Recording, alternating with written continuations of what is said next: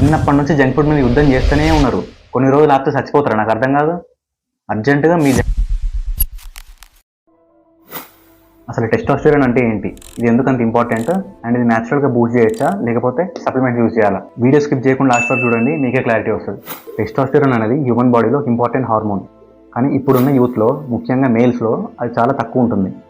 ఎందుకంటే వాళ్ళు లీడ్ చేసే అన్హెల్దీ లైఫ్ స్టైల్ వల్ల, like junk food, drinking, smoking. Testosterone levels తక్కువ ఉండడం వల్ల ప్రాబ్లం ఏంటి అంటే వాళ్ళకి మసిల్ బిల్డ్ అవ్వదు, ఎప్పుడు చూడు లేజీగా ఉంటారు, ఎనర్జీ అసలు ఉండదు, అండ్ ఫెర్టిలిటీ ఇష్యూస్ వస్తాయి, హెయిర్ లాస్ అవుతుంది.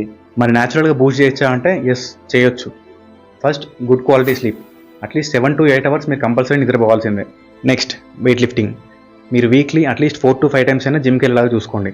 యంగ్ ఏజ్లో ఉన్నప్పుడు డైలీ ఒక 1 hour ఎక్సర్సైజ్ చేయడం పెద్ద మ్యాటరే కాదు. ఇప్పుడు కాకపోతే ఇంకెప్పుడు చేస్తారు?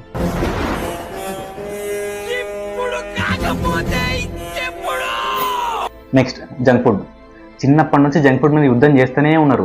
కొన్ని రోజులు ఆపితే చచ్చిపోతారు. నాకు అర్థం కాదు. అర్జెంటుగా మీ జంక్ ఫుడ్ని మంచి హెల్దీ ఫుడ్తో రీప్లేస్ చేయండి.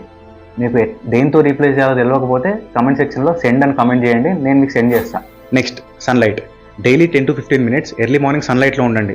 మీకు టెస్టోస్టెరాన్తో పాటు ఇమ్యూనిటీ కూడా బూస్ట్ అవుతుంది. అండ్ సప్లిమెంట్ యూజ్ చేయాలి అనుకుంటే అశ్వగంధ అండ్ శీలాజిత్ లాంటివి యూజ్ చేయొచ్చు. కానీ మీరు బెటర్ యూజ్ చేసే ముందు డాక్టర్ని కన్సల్ట్ అవ్వండి. అండ్ ఈ వీడియోని టెస్టోస్టెరాన్ తక్కువగానే మీ ఫ్రెండ్స్కి షేర్ చేయండి. ఇట్లాంటి వీడియోస్ ఇంకా కావాలి అంటే ఛానల్ని సబ్స్క్రైబ్ చేయండి, లైక్ కొట్టడం మర్చిపోకండి.